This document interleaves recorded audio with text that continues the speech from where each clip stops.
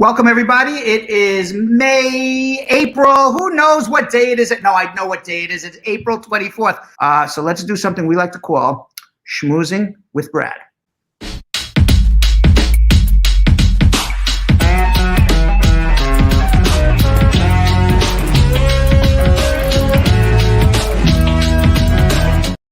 So first, I'm going to first answer many questions in this first thing, and because we get these questions all the time. When is immigration going to open up? When will I had an interview on April 10th. I had an interview on April 15th. When am I going to get my re-interview again? When are they going to schedule it?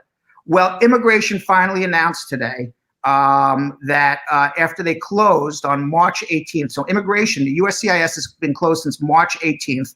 They announced today that they are preparing to reopen every USCIS office for interviews for walk-in appointments by June 4th of this year. So on March 18th, U.S. Citizenship and Immigration Services, they temporarily suspended the in-person services at its field offices, the asylum offices, the application support centers to take your biometrics, all to try to slow down the spread of coronavirus. So they're slowing down the spread of coronavirus, but they're also slowing down everybody's immigration case. Now, the immigration officers, they're working at immigration. They're just not seeing people for interviews. Well, today, USCIS announced it is readying their offices to reopen on or about June 4th is the target date. Employees of these offices, immigration officers at these offices, they're all continuing to perform their services that do not require face-to-face contact with the public. So just as I've been saying every day, immigration is there, they're working, they're probably completing their old cases, they're probably doing their work. Okay, and maybe you'll be getting notifications from immigration on all sorts of things. But they are going to start rescheduling interviews as of June 4th of this year. Now, USCIS field offices, they're going to send the notices to applicants and the petitioners with scheduled appointments, naturalization ceremonies, all whether it's asylum, adjustment, citizenship interview, naturalization ceremonies, everybody is going to get a new notice for a new date. You don't have to contact immigration. USCIS Asylum Office is going to send an interview cancellation notice if they already did, and they're automatically going to reschedule all of these interviews. When the interview is rescheduled, the asylum applicant is going to receive a new interview notice with the new time, date, and location of that interview. When USCIS again resumes operations for in-person services, and that's your adjustment interviews, your I-751 interviews, your naturalization interviews, your oath ceremonies, your InfoPass appointments, I need to renew my work permits expired, I need to get a expedited advance parole. All of this will happen as of June 4th. USCIS is also going to automatically reschedule all of these individuals. So every person should be expecting a new appointment letter in the mail. Now, those who wanted to go down to immigration and had a question about their pending case and they made an InfoPass appointment, that's how you get down to the immigration service. You got to go online. You got to make an appointment to go down and speak to somebody. You just don't show up and say, hey, I'm here. Can you help me, please? Well, you can. We do that. But a lot of times, the right way to do it is just make the InfoPass appointment. All of those people who had InfoPass appointments, they will not be rescheduled. You are going to have to reschedule those InfoPass appointments once immigration reopens again. And it's all closed because of this coronavirus. Now, according to Johns Hopkins University, over 2,780,000 people have tested positive for coronavirus. 194,000 have died. That's globally. Over 765,000, more than 750,000 people have recovered. In the United States, more than 884,000 people have tested positive for the virus. That doesn't mean there's only 884,000 people have been sick in America. That means that they actually got a test. The U.S. death toll has surpassed 50,300 confirmed coronavirus cases. It is probably a lot more simply because a lot of people who died never got tested for the coronavirus. So therefore, the figure is really unknown, but it's a higher number than that 50,300. Now, experts have called the soaring United States toll a great underestimation because the Centers for Disease Control and Prevention counts only the fatalities in which the virus is confirmed in a laboratory test. So if somebody dies and it looks like they had coronavirus and they were suffering from coronavirus, but they never got a test of whether they were sick from coronavirus, they're not testing you after you're dead. So they're not being counted. So that number is fatally flawed. It is much larger than what they are announcing. Now, Trump is not making this easy for anybody, okay? He is having these press conferences every day. Maybe it's already started.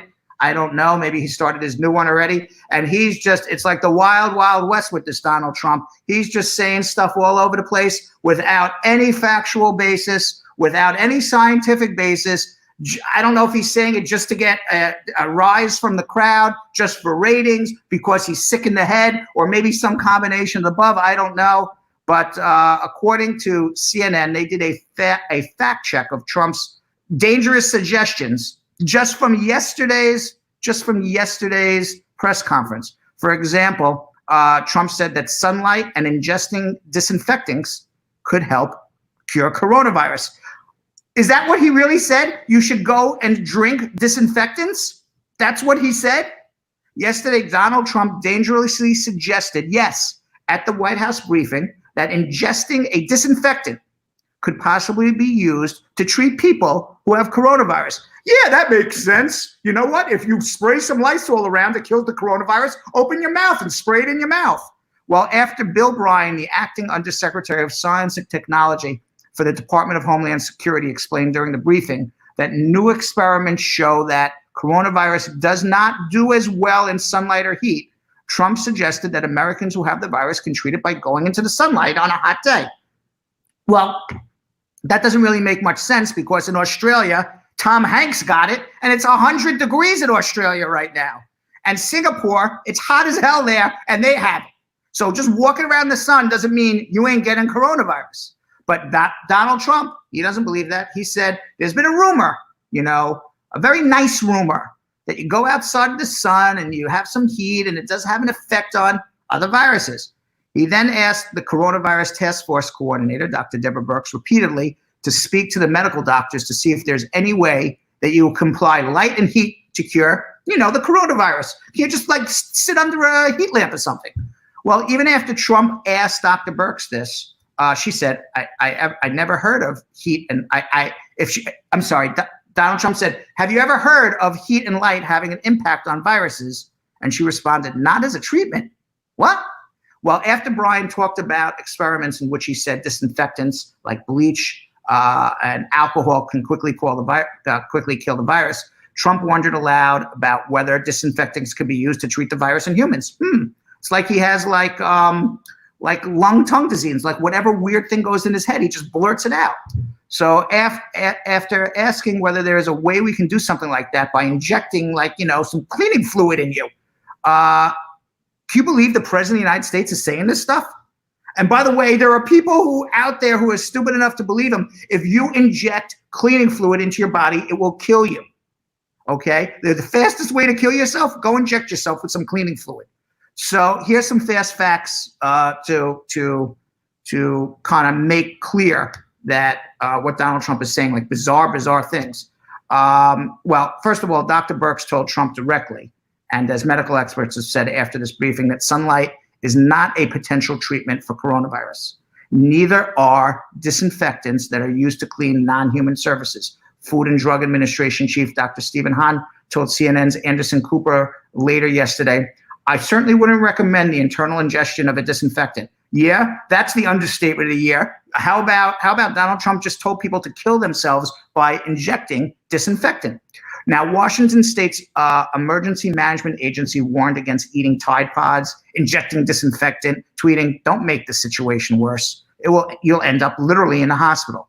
It's so bizarre. It is so bizarre. Now, some funny Twitter reactions to Trump's briefing. Tweet number 1 at Winlun said, I hear ClipBang has a new advert. It's so much better than Dettol and Domestos. I guess Dettol and Domestos is the cleaning fluid. Pop said, "You're in good hands with sunlight. Dettol and Trump MD on your case. Hashtag disinfect." And tweet 3, Lewis each said, "Have you injected your Dettol today? Dettol? Is it Dettol or Dettol? I don't even know what it is." Meanwhile, Trump also then flat out denied he even said that. Now, when asked why he said all this, he says, "I was only kidding." He also issued a false denial yesterday about the promotion of hydrochloroquine, an anti-malaria drug that he embraced a month ago as the cure. He said, "Go use it. What do you got to lose? It's been around forever. It can't hurt you." And everybody on Fox News was saying, hydrochloroquine, go use it. It can't hurt you. It's the miracle drug. Why are all the liberals and the doctors and scientists, why are they saying not to use it? It works. It works. Go use it. It'll cure you. Well, Trump has now tamped down this rhetoric about hydrochloroquine. In March and April, he was dropping it every day in his daily news briefings. He was touting it on Fox News, but we haven't heard one mention of it in the last 2 weeks, or very little mention of it. Why? Because every scientific study that came out not only said that hydrochloroquine doesn't work to cure coronavirus, but it actually may cause heart disease, a heart attack, a cardiac arrest. So today, the Food and the Drug Administration issued a warning against anybody who uses the anti-malaria drug touted by Trump as a possible treatment for COVID-19 outside of a hospital setting or a clinical trial. There have been doctors who have been giving this out to people, and they've been hoarding it in their homes. And the doctors are saying, "Well, just hold it. If you get coronavirus, you can take it." But it could very well kill you. Now, Trump also claimed yesterday that the presumptive nominee, Democratic nominee, Joe Biden, is a guy who doesn't want to debate because of coronavirus. And that's a bit misleading, too. In late March, 2 weeks before Senator Bernie Sanders dropped out of the Democratic Party, Biden said he was focused on the pandemic crisis and he didn't think we should do any more debates. And really, with Sanders, because really he felt he was the winner and he would have nothing to gain. He would have nothing to gain by debating Bernie Sanders. But he never said that he didn't want to debate Donald Trump in particular because of this virus or for any other reason. Rather, Biden has consistently expressed eagerness to debate Donald Trump. And as a fact, on Thursday, he said, "I can hardly wait to debate Donald Trump." Are you kidding me? Now, this is a weird story too, but maybe it makes sense. I don't know. I wonder, are we still live on Facebook? Yes, we are. I got cut off there for a little bit. But this is a weird story, and I don't know what to make of this, but coronavirus deaths are greater among Fox News viewers that watch Hannity over Tucker Carlson. Those are their two big stars on Fox News. Fox News is now disputing these findings. The study was titled "Misinformation During a Pandemic." Now, researchers asserted that reduced incidences of coronavirus and lower death rates among Fox News viewers were associated with a more serious view of the health crisis taken early on by Tucker Carlson. Sean Hannity was comparing coronavirus to the flu or a cold. So he was telling people this is nothing, it's fake news. Tucker Carlson was taking it a little more seriously. The people who watched Hannity were more likely to die than the people who watched Tucker Carlson. Now, he argues that Hannity began shifting his views as the scale of the impending health crisis became clearer in February. By mid-March, areas with high viewerships for Hannity were said to have correlated with areas hit hardest by the pandemic, while those who preferred Tucker Carlson tonight tended to be located in areas that were hit less severe. And, unfortunately, there are a lot of people out there who are going on social media and they were very, very skeptical about this virus, for example, and they were listening to the news. A beloved bar owner in Bay Ridge, Brooklyn, he passed away from coronavirus on April 9th. Joe Joyce, he opened his establishment, JJ Bubbles in Bay Ridge in 1977. On March 1st, Joe Joyce and his wife Jane set sail for Spain on a cruise from Florida. His 3 adult children suggested maybe you shouldn't go because of this coronavirus. I mean, this is March 1st already. But Joe, non-smoker, healthy, he said he's going. He watched Fox and he believed coronavirus was under control. So he went, and unfortunately, he returned from his cruise sick with coronavirus. By March 27th, when he returned, his daughter Kristen got off the phone with his father. She called an ambulance. He was wheezing. His oxygen level turned out to be dangerously low. On April 9th, he unfortunately passed away. The following day, Artie Nelson, one of his longtime bartenders at JJ Bubbles, also in the 70s, died of the virus as well. As the New York Times wrote, it is possible, of course, that Joyce did not contract the coronavirus on a trip to Spain, where almost 20,000 people have died from complications. But the combination of being on a cruise ship and visiting the country with a full-blown outbreak is hard to ignore. And his daughter speculated to the paper that if Trump had gone on TV with a mask and said, hey, this is serious, I don't think he would have gone. Now, an Ohio man also dismissed the coronavirus pandemic as a political ploy, ripped his state, Ohio, as for this political lockdown, the quarantine. He said, that's bullshit. Well, John W. McDaniel, 60 years old, with all of that lockdown bullshit, unfortunately, he also passed away in Columbus exactly a month after reportedly firing off a series of angry messages about the coronavirus. He wrote on social media, does anybody have the guts to say coronavirus is a political ploy? Asking for a friend, prove me wrong. Well, 2 days later, McDaniel reportedly wrote about Ohio Governor Mike DeWine's stay-at-home order. He doesn't have the authority. If you're paranoid about getting sick, just don't go out. It shouldn't keep those of us from living our lives. Well, since then, McDaniel has died of coronavirus. And you have every right to live your life. What you don't have the right to do, and I say this every day, you don't have the right to walk around and spread virus and sickness to other people. So you have to follow what the scientists are saying. You can't follow what your gut says. You can't follow what you say, well, my mind says it's something different. The only thing you can follow is what science says.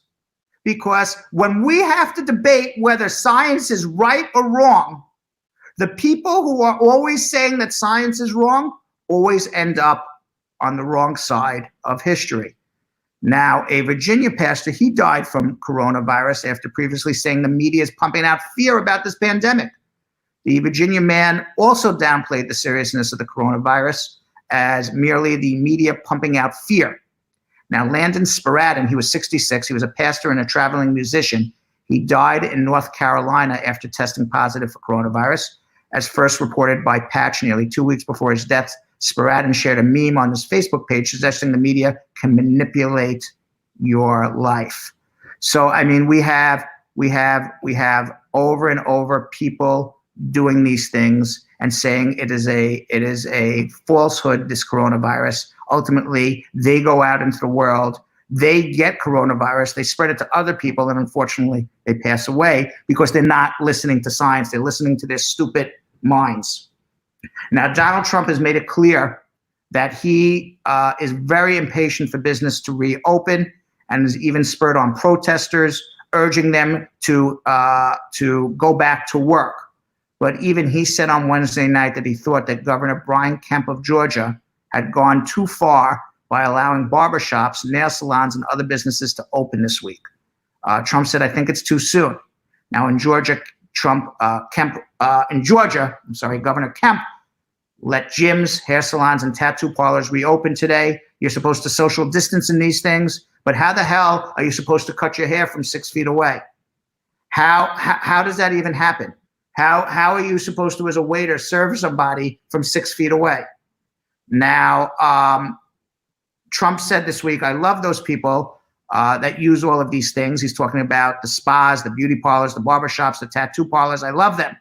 But they can wait a little bit longer, just a little bit, not much, because safety has to predominate. Now, are you kidding me? Are you saying to me that it is more important for somebody to get a tattoo at this very moment than to save lives, than to perhaps kill me, kill you, kill your loved one because they get sick and then have to go around and infect other people so they can get a tattoo?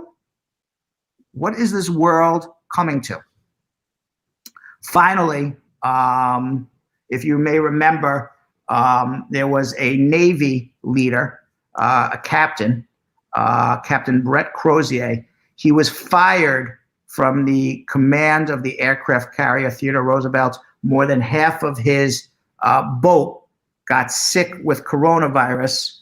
He was telling the upper commands, hey, you got to do something. My boat, the sailors, the people who are on this boat, it's like a cruise ship. Everybody's in close quarters. Everybody's getting sick of this coronavirus. The military swept it under the rug. They didn't do anything. People were getting sicker and sicker. Well, he then finally came out publicly because the military was not helping the sailors who were protecting us from getting coronavirus, getting sick, and potentially dying. And because he came out publicly, he was removed from command. He came out publicly by sending a letter pleading for help to fight this coronavirus on his aircraft carrier. But then Defense Secretary Mark Esper, who was briefed on the recommendations, has asked for more time to consider whether to sign off on the reinstatement of the captain. Esper's decision to hold up the investigation has surprised Navy officials who believe that Defense Secretary would leave the process in the hands of the military chain of command. Now, what happened was after he made this letter public, he was relieved from command. As he was led off the boat, all of the sailors who were not sick on the boat gave him a standing ovation for standing up. This is a situation where you hear in the military, we leave no man behind. Well, there were men who were getting ill, and this captain was not leaving any man behind. But the military didn't want the bad press. They fired the guy. And then the Secretary of the Navy came on the next day, stupid guy, and he goes on the loudspeaker of the USS Teddy Roosevelt and says, Captain Crozier was stupid for writing this letter. He's a stupid, stupid man, or something to that effect. I'm paraphrasing. And then he resigned the next day because the sailors couldn't believe that the Secretary of the Navy came on to say that the captain who was trying to protect the sailors was a stupid guy and then lost his job. Well, after he was fired, the saga took on a new meaning. A video of hundreds of cheering sailors yelling Captain Crozier as he departed the aircraft carrier. It went viral.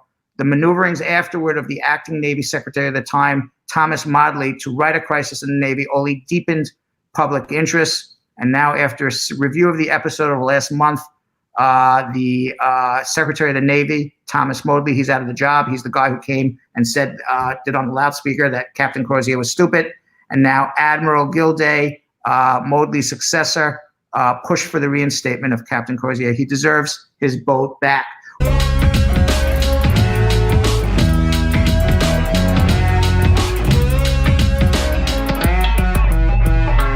Thanks for watching. For more Brad Show Live, like and subscribe to our YouTube channel.